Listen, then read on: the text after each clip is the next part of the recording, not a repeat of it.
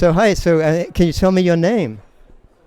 My name's Alisha Escott, and I'm one half of the Bureau of Linguistical Reality, which is the Bureau of Linguistical Reality is an artwork that takes the form of a bureaucracy where we identify emotions and experiences and phenomena for which we are at a loss of words to talk about.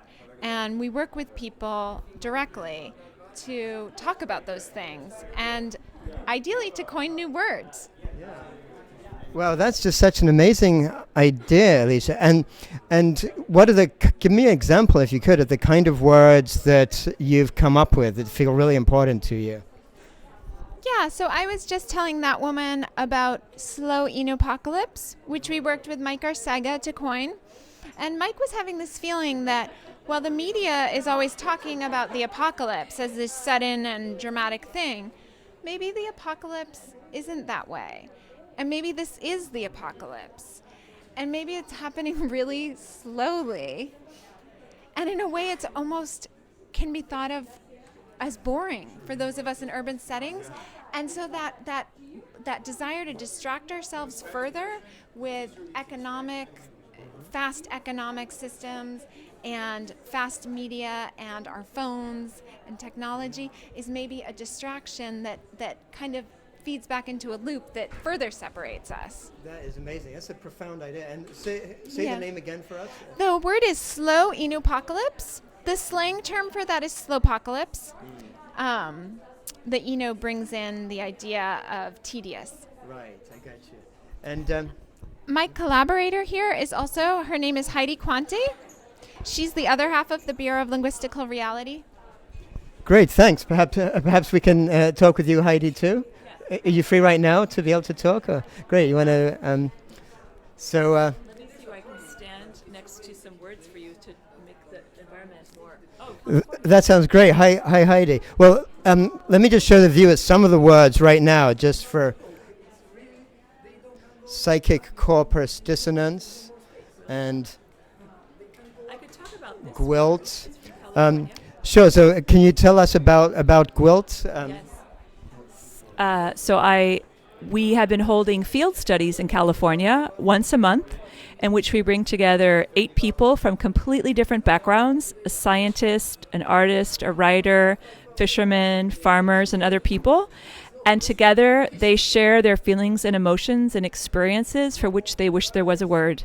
This word might interest the California audience because it's related to the drought.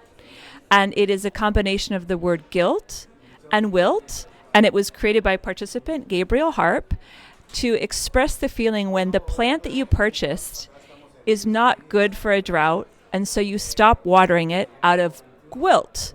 But it's a form of a double bind because as you see this plant die in your house, you feel guilty that you're also not watering it.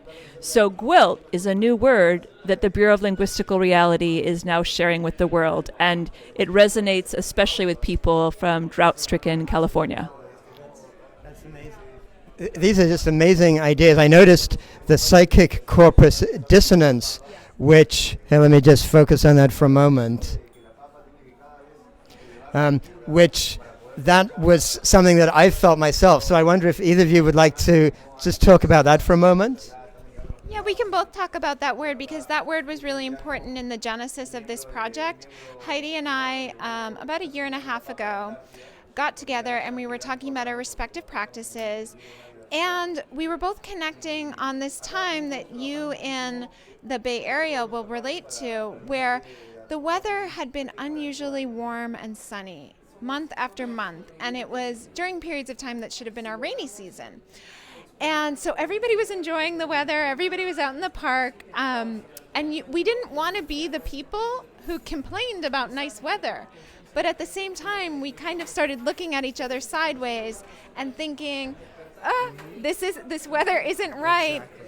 And we realized we were just at a loss of words to talk about that. And I kept joking, I was using the hashtag at the time, these are the happiest days of climate change for us. But Heidi and I realized that we were at a loss of words. And so then we started talking about words like Anthropocene or solastalgia that have generated a lot of energy. And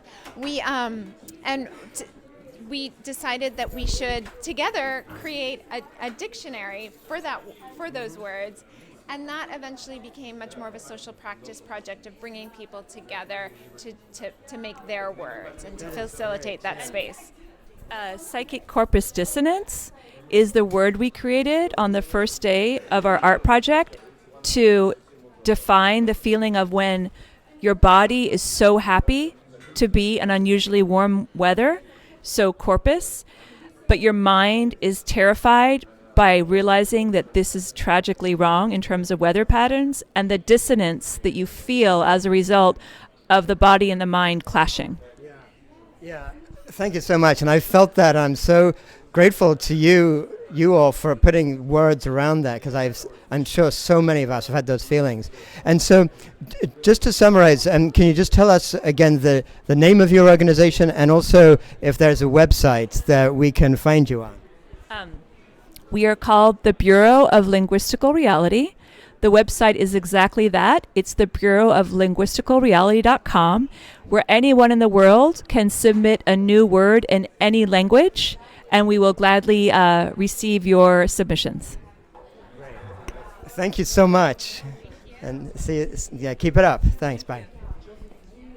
So is your history